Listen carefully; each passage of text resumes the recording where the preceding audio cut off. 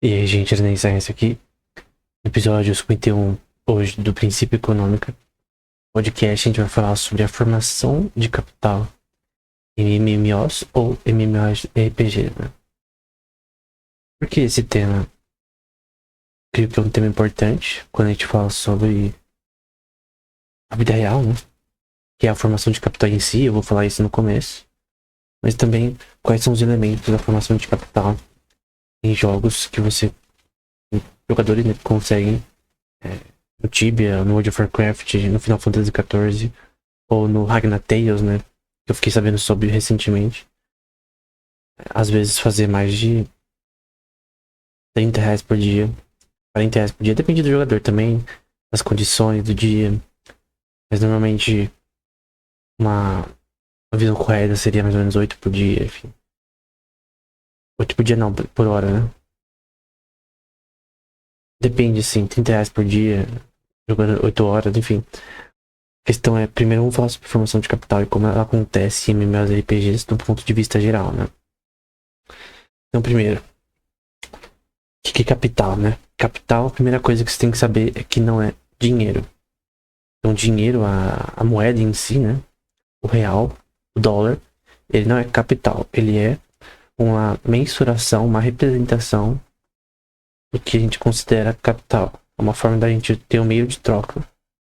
Pra gente trocar coisas de uma forma homogênea, de uma forma que seja disponível a todos, que seja uma forma que você consegue ter vários do mesmo e conseguir juntar um com o outro, que é uma que é a homogeneidade da questão do dinheiro em si. Você tem que ter elementos que permitem que você consiga ter transações de uma forma segura, de uma forma que seja escalável, de uma forma que todo mundo consiga comprar qualquer coisa com a mesma moeda, né? Originalmente era usada commodities, né? Como ouro, como você vê aí nessa thumb, né? Que é do livro do Hobbit, né? Do Tolkien, que é o Smaug, né? Que ele roubava ouro aí das vilas. Acho que pedia pra trazer ouro, né? Porque ele gostava de ter, né? No contexto do livro. Então, basicamente, era ouro e prata normalmente. E você tinha questão de minting, que você misturava com outras commodities e diminuía o valor da moeda em si. A pureza da prata é relevante, né? A pureza do ouro era relevante, o peso também, para o valor dele em si. Então o valor não é dado por um órgão estatal, mas é dado pelo mercado. Do que as pessoas acham que aquilo é bom ou não, se aquilo tem valor ou não. Como moeda também é assim. Quando a gente fala sobre capital e dinheiro, a gente está falando de dinheiro como uma forma de mover capital. Então eu quero mover meu capital gerado de diversas formas de um lugar para o outro, eu quero usar ele para comprar coisas. É uma forma de você mensurar o que foi produzido. Porque na verdade o capital só é gerado, o dinheiro só é gerado de uma forma honesta e correta, de uma forma tem elementos de serviços, produção, alguma coisa que foi feito que no fim vai gerar consumo, né? Então, por exemplo, um tipo de serviço é alguém reparar o seu carro, consertar o seu carro para você consumir o seu carro, que é para você se movimentar de uma forma melhor, trabalho, enfim. Para você ter comodidade e velocidade e disponibilidade no transporte, né? Você consegue ir mais rápido de lugar para lugar, assim como moto, é um serviço, né? Consertar em si. Quando a gente fala sobre produto, né? Que é produzido, o, o objetivo final da produção, ele é o consumo. Então por que se produz alface, arroz, trigo? É porque alguém vai consumir. Ele pode ser usado em estágios de produção de diversos tipos de alimentos. A cana-de-açúcar pode ser usada para outras questões de combustíveis e tal. Então, você tem diversas commodities que têm usos diferentes e que muitas participam como matéria-prima de diversos componentes que são, no fim, pré-processados, processados e no fim viram um consumo, né? Então no fim, quando você come um bolo, quando você faz um bolo pré-pronto, quando você come qualquer tipo de coisa que tem no mercado, quando você compra, você está comprando, na verdade, algo que passou por uma coisa chamada supply chain, né? É uma cadeia de produção que envolve diversos produtores, diversas empresas. Então, a empresa que faz o arroz, ela não necessariamente é a produtora do arroz. Aqui embala, né? E vende. Tem o produtor, tem a empresa, tem a empresa que é focada em embalagem, tem a empresa que é focada em fazer a máquina para a indústria, tem empresa que é focada em consertar aquela máquina para a indústria, tem empresa que é focada, por exemplo, em criar equipamentos para hospitais melhores e cada vez mais úteis, né? Mas eu vi recentemente que um cirurgião de algum país, se ele apareceu no Instagram, né, uma notícia, que ele fez uma operação do outro lado do mundo, pelo que parece, né? Controlando o robô que usam sistemas robóticos para cirurgia há muito tempo, né? Mas ele controlou lá do hospital onde ele estava, né? De milhares de quilômetros de distância, ele fez a operação e bem sucedida, né? Então, tudo isso foi possível, não por causa do médico em si, mas por causa da máquina em si, que foi criada por uma empresa. Essa empresa provavelmente importa matéria-prima, tem questões aí industriais, tem questões aí de software, patentes, tem questões aí de copyright, tem questões aí de propriedade intelectual, que fazem aquela máquina existir. Mas são vários componentes que compõem, que formaram, e várias pessoas lucraram com a criação daquela máquina. Desde fornecedores, desde importadores, desde exportadores de materiais. Porque se a empresa coletar os materiais, metal, alumínio, todas as questões eletrônicas, é impossível. Eles têm que importar, eles têm que comprar de quem vende mais barato e no fim fazer uma coisa só.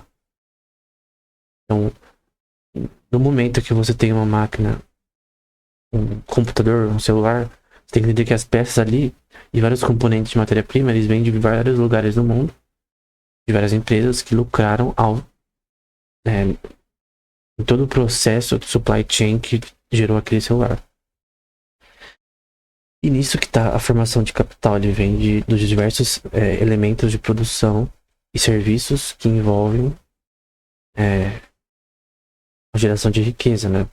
Que vem através da multiplicidade de transações. Então, essas empresas elas fizeram transações para que no fim aquele celular fosse feito. Aquele celular não é feito somente pela empresa, pela Apple, por exemplo. Tem vários componentes aí, indústria na China, matéria-prima vem de outro país, o chip vem de outro lugar. Enfim, são vários componentes que envolvem a produção de produtos. Talvez tenham empresas que fazem tudo. Ela for muito grande, por exemplo.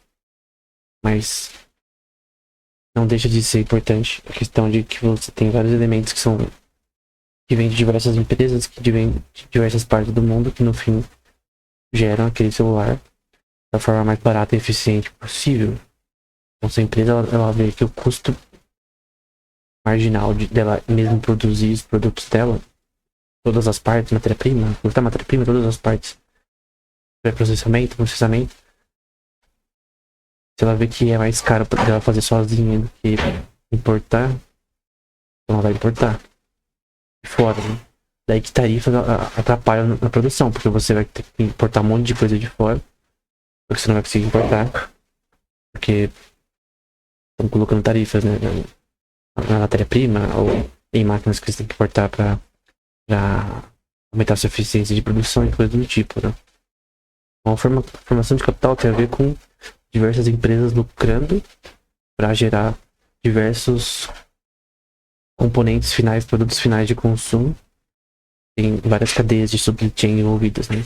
Até de transporte, de segurança de navios, para transporte de produtos, por exemplo, da China para o Brasil ou para outras partes do mundo. Então você tem diversas commodities que vêm de um lugar para o outro, commodities, por exemplo, que vão para o Japão, seja em avião também, refrigerado, né? Então tem aviões refrigerados que levam, por exemplo, alimentos que levam frutas, maçãs, alface para outra parte do mundo. Para questões de importação, né? Porque obviamente o avião ele é rápido, né? Ele é mais caro, mas ele é mais rápido do que o barco. E você tem a questão que você tem que ser rápido porque é comida, né? Por mais que tenha conservantes e tal, você tem que conservar aquilo para chegar aos mercados e tal. Então todos esses componentes, transporte, tudo isso. Tipo, alguém lucra com o transporte. Tem empresas só de transporte, tem empresas que só recebem produtos para enviar para as casas, por exemplo. Como a gente tem na Amazon, Shopee da vida, Mercado Livre, que se tornou a empresa mais valiosa do Brasil, parece, né? À frente da Petrobras. Então, todos esses processos, eles têm uma multiplicidade de transações que geram a formação de capital geral da nação, de uma cidade, de um estado, de grupos de estados. E, obviamente, tem capital que é concentrado em diversas partes do país, mas, no geral, ele é concentrado onde estão as maiorias das empresas, principalmente, né? Até porque se as principais empresas de um país estão no estado, numa cidade, as pessoas que trabalham nessas empresas também estão. E essas pessoas têm bastante capital, bastante dinheiro, pelo menos. E isso vai fazer o capital ser concentrado ali, né? Então tem o Vale do Silício nos Estados Unidos, tem o Vale do Silício na Israel. Tem vários tipos de polos com concentração de capital em diversas partes do mundo. Mas, no geral, o capital ele é heterogêneo, né? Acho que é o William W. Hutt que fala sobre isso, né? Ele não é uma coisa só, uma coisa fixa. Então, dinheiro não é capital e a quantidade de dinheiro não representa capital. O que representa capital é o que foi feito, é o que foi produzido, é o que foi gerado. Que no final é o consumo. É o serviço que foi realizado com algum fim. Capital é isso. E quando a gente fala sobre capital em MMORPGs, né? A gente tá falando sobre como que a formação acontece, né? Como que um jogador ele gera riqueza e dinheiro pra si mesmo, no caso, né? Então, tem jogos que permitem RMT, que é o Real Money Trader, que você pode converter as moedas do jogo, itens do jogo, vender e tal, pra dinheiro da vida real. E pode ser feito muito facilmente no Tibia, né? Você troca literalmente o dinheiro que você conseguiu, por exemplo, na Hunt hoje, e no mercado você compra TC com esse dinheiro em gold. Esse TC você troca por dinheiro da vida real. Então, tem jogadores que fazem mais de R$2.000 por mês, R$3.000 por mês nessa questão. Então, obviamente, não é fácil, né? Tem várias questões aí tem de niche, várias questões aí de dificuldades que tem nessa questão. Mas tem como gerar mais ou menos isso, né? Mais de R$1.000 por mês, por exemplo. Se o cara ter conhecimento no jogo. Outros jogos também permitem isso, como World of Warcraft, enfim. EVE Online, se você usar RMT por um site terceiro como Player Auctions ou outros, né? Mas basicamente, qualquer jogo hoje em dia você pode trocar dinheiro no jogo, os commodities no jogo, por dinheiro na vida real. E na verdade essa não é a formação de capital em si desses jogos, né? A formação de capital ocorre na produção, como eu disse. O fim da produção é o consumo. Então o player produz pra quê? O jogo é às vezes por diversão, ou pra comprar itens, ou pra ter mais dinheiro mesmo, ou pra fazer guerras. Tem várias razões, mas a questão é que as formas de produção são gathering, que é você coletar recursos do jogo. No Final Fantasy XIV, por exemplo, pode ser madeira, pode ser pedras, enfim, coisas que estão nas áreas do jogo que você pode coletar, que demandam tempo. Você pode vender também e usar para fazer itens e tal. O crafting, que é você criar coisas, né? Criar itens. Você usar os recursos do jogo, você compra os recursos ou coleta os recursos e usa para fazer itens, né? Precisam dos recursos específicos. Então, gathering, crafting. Tem o fishing, que é pescar, também tem como você vender. E também consumir você mesmo.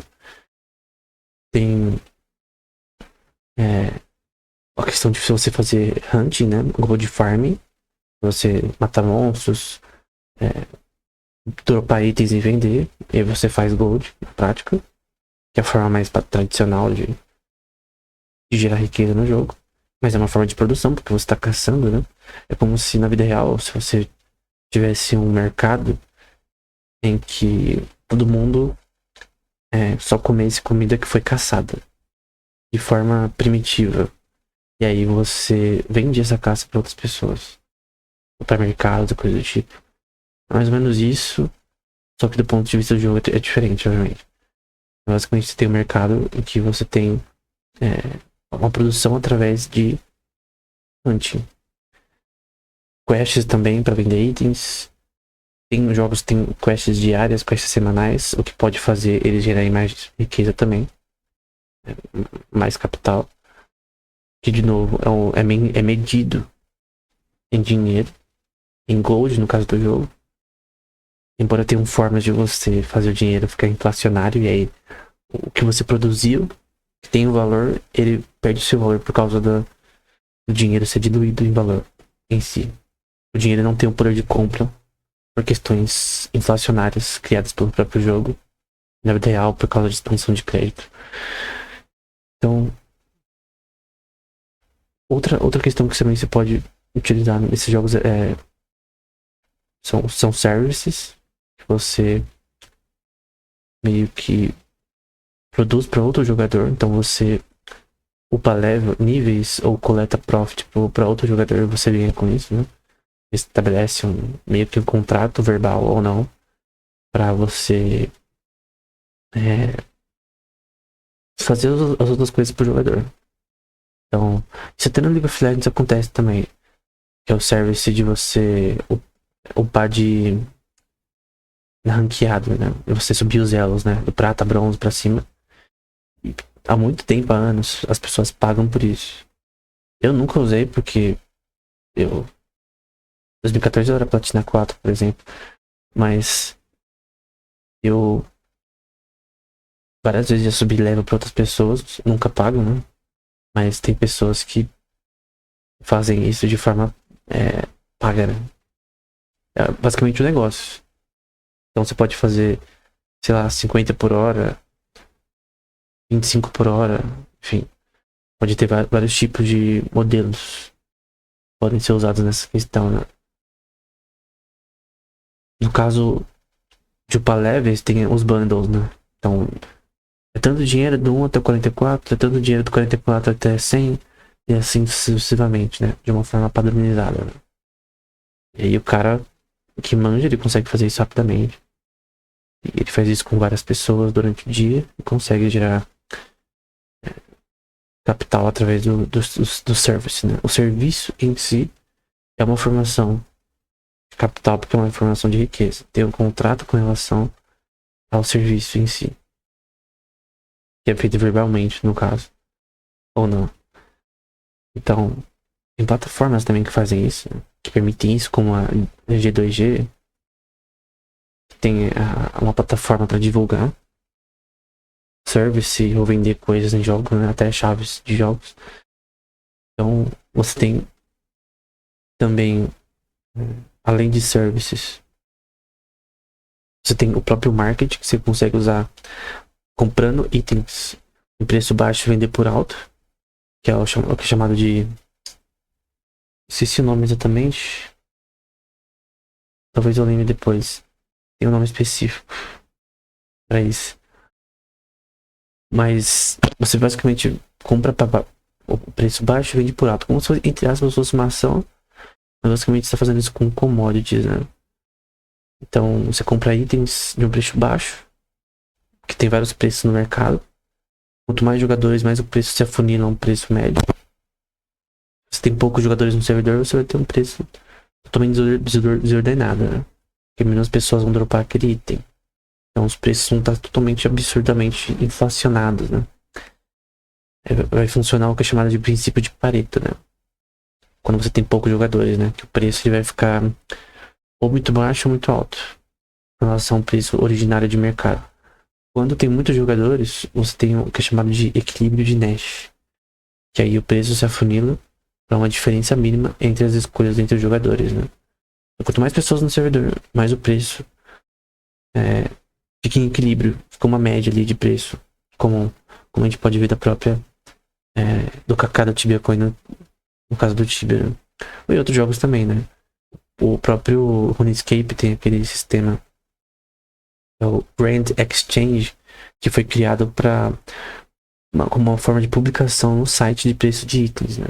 Então você pode ir no site ver o preço médio dos itens em cada servidor, para você ver se aquele preço oferecido por outro jogador é justo. Isso é muito importante, porque anteriormente, né? Até o Edward Castronova vai dizer essa questão. Não, o Edward Castronova? Não, é outra autora. O Edward Castronova fala sobre o EverQuest 2. Tem uma autora que eu citei no livro anterior, um artigo acadêmico, né? Que fala sobre essa questão do RuneScape. Acho que se digitar RuneScape no Google Scholar, você já vai achar RuneScape Grand Exchange. Eu vou ver se eu acho o artigo também para deixar na descrição. Mas eu já citei em livro. Eu creio que na estrutura de mundos virtuais, provavelmente. E basicamente ela viu que antes da criação desse negócio no site, dessa plataforma, do próprio jogo, basicamente você tinha pessoas vendendo itens em preços absurdos, né? Era monopólio tryhard, porque você não tinha informação dos preços. No momento que a informação dos preços ficou disponível, né? Atualmente está disponível, por exemplo, aí você conseguia comprar por um preço justo, né? Obviamente tinha uma questão de bid e ask, né? Tinha questão de preços menores e maiores dados por jogadores. A questão é que o Grand Exchange não define o preço.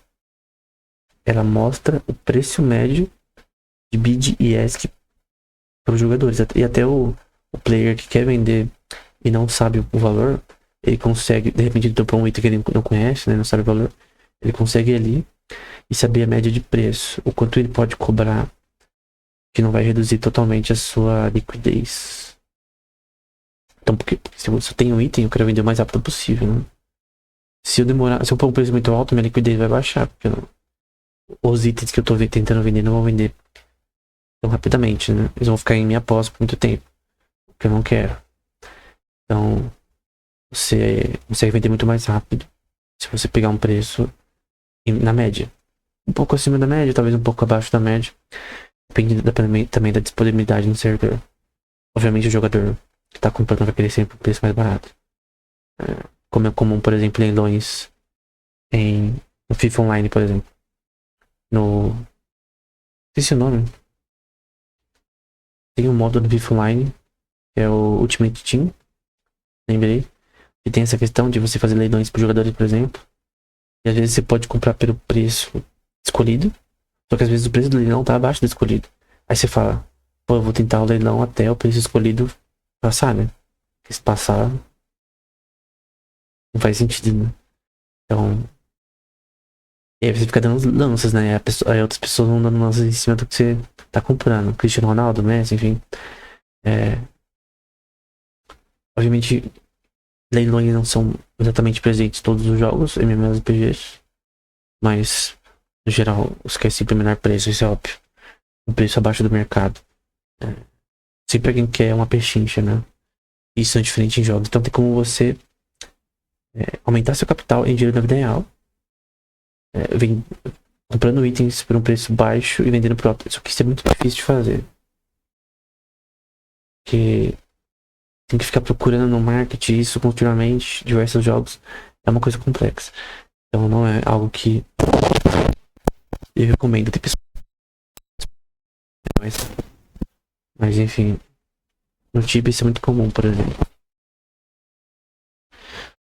Tem pessoas que fazem dinheiro vendendo comprando, por exemplo, tanto de gold, dinheiro no jogo, em game currency, quanto itens, commodities virtuais, e vendem em sites de terceiros, como Play Auctions, como G2G, e eles conseguem um lucro em cima disso. Então, é basicamente isso. Você consegue um lucro em cima de algo que você comprou por um preço menor. Tem pessoa que compra. Então, tem muitas formas de fazer lucro dessa forma. Então, isso também é parte da forma de formação de capital nesses jogos em si. Então, tem muitas pessoas que desde sempre fizeram essa questão de comprar itens por preço baixo e vender por alto, que é logicamente óbvio que é uma forma de lucro bem estável, mas é difícil de você fazer isso por muito tempo, continuamente, né? Quantos mais players no mercado, mais fácil fazer isso, com certeza. Bom, tem a questão de PIB per capita, que é a produção por jogador. No nível online isso fica claro, né? A equação com relação à produção de cada jogador, a importações e exportações, que é o balanço de comércio, né? O balance of trade. No nível online tem essa questão de importação de servidor para servidor, exportação de servidor não, de região para região, exportação de região para região, quanto foi destruído pelos jogadores por jogadores que destroem naves de outros jogadores, né? Você pode fazer isso, você tem até uma profissão chamada pirata para fazer isso, né? Tem jogadores que focam em mineração, em mineração de gelo, em mineração de asteroides, de rochas lunares. Tem jogador que foca em reprocessamento, na parte de produção de armas e naves. Tem jogador que forma em construções. Não jogador apenas, mas corporações que focam nisso. Tem corporação que foca em investimento, né? Tipo um banco, né? Como se fosse depósito. Embora a oferta de dinheiro no jogo ela é maior dos jogadores do que de corporações. Pelo menos o reporte econômico de 2024 foi isso que foi mostrado, né? Tem o que é chamado de Money Sinks, que basicamente mostra o quanto de dinheiro saiu do jogo, foi deletado do jogo através de, por exemplo, venda para NPCs, coisas do tipo, e quanto entrou no jogo. Isso é importante porque você consegue ver a relação de crescimento de inflação. Então, se mais dinheiro entrou no jogo com relação ao que saiu, você vai ter mais moedas de circulação. O que pode ou não ter aspectos inflacionários por várias razões. É claro que a quantidade de dinheiro no mercado em circulação aumenta a inflação das monedas para fazer que a moeda do EVE Online, né, que é o ISK, né, possa, que é uma moeda da Islândia, né, que possa ter um controle, né.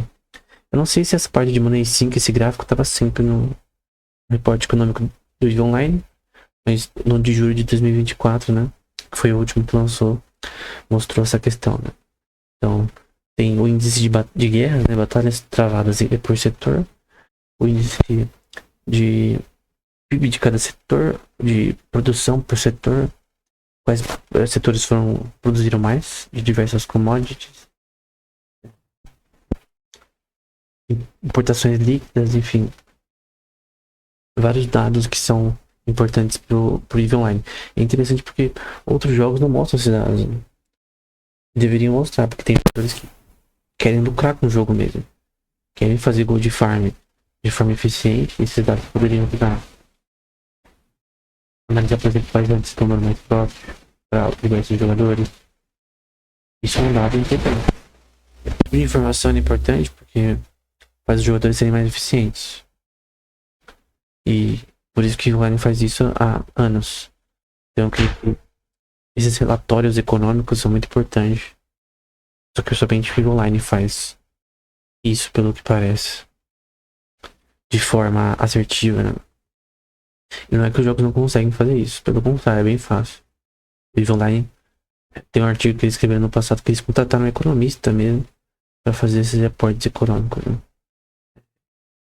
Até eles disponibilizam em Excel, né, uma planilha em download com esses dados, né? Eu já baixei essas planilhas e elas são muito interessantes para alguém que quer analisar o jogo de forma ele mesmo fazer os gráficos e tal. Então, esses dados são muito importantes e deveriam ser divulgados, né? Porque no EVE Online você consegue entender a formação de capital dele. Você consegue ver nos estágios de produção que está acontecendo. Por exemplo, tem a relação de taxas em NPCs, taxas para reprocessamento, para questões de indústria, para questões de serviços, para NPCs e para players. E o balanço de qual foi maior ou menor, que já é uma informação interessante para os jogadores de diferentes indústrias no jogo. Então, você tem uma divisão de trabalho muito forte no nível online, né? Que você não tem, por exemplo, no Tibia. O que é divisão de trabalho? E você ter vários grupos de jogadores focados num setor específico. Não que seja impossível. No Raven Dawn, por exemplo, que é um jogo na mesma pegada de pseudo-feudalismo, né? Você tem essa questão de você ter jogadores que podem focar na agricultura, que pode focar em forjar armas, enfim. Eu não tô jogando por enquanto eu jogo com tanto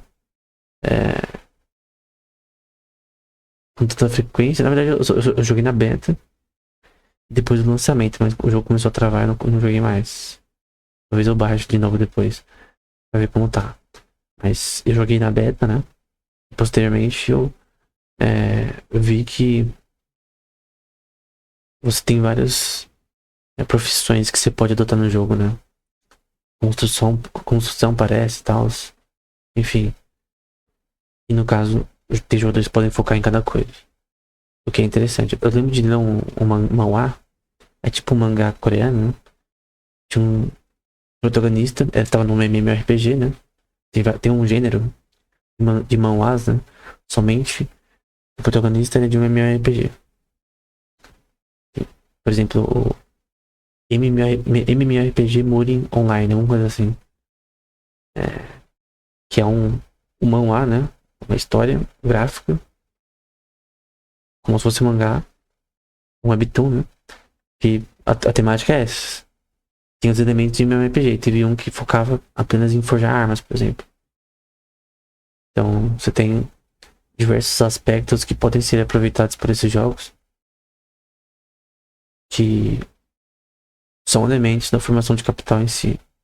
E quando a gente tem jogadores que conseguem converter isso para dinheiro na vida real, aí que o negócio começa a valer mesmo, porque você tem uma relação não só de algo virtual e sem valor, mas algo que tem valor com dinheiro na vida real.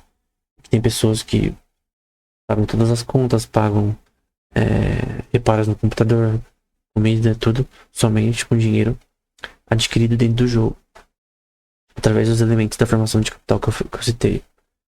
Seja em jogos que permitem que você troque o dinheiro do jogo para dinheiro na vida real, ou dos que não, que você faz aí por terceiros, o que não é muito difícil, né?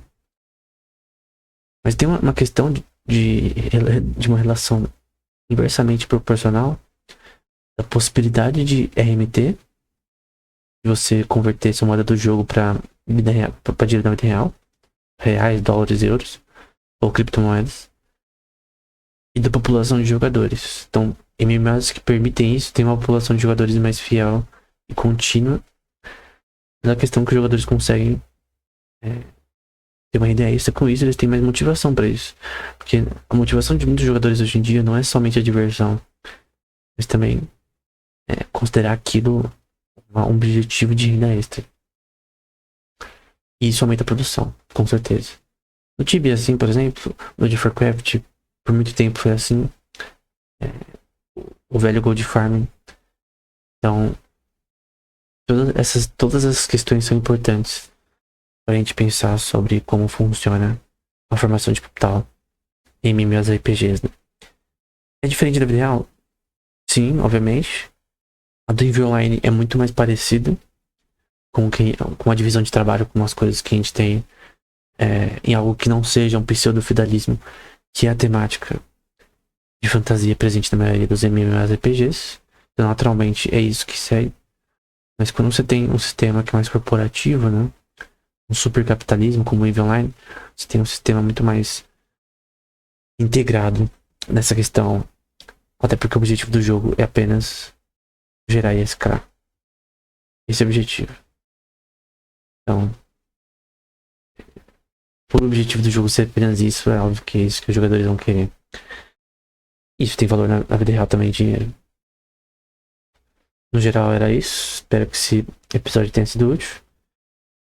Eu vou adicionar um capítulo que já está escrito nesse tema no futuro, no livro Princípio Econômico.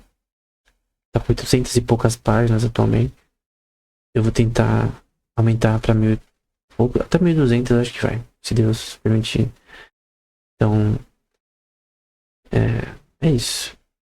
Eu gosto bastante de falar sobre economia em jogos e que cada vez mais, teoricamente, isso tá pegando forma, né? Então era isso.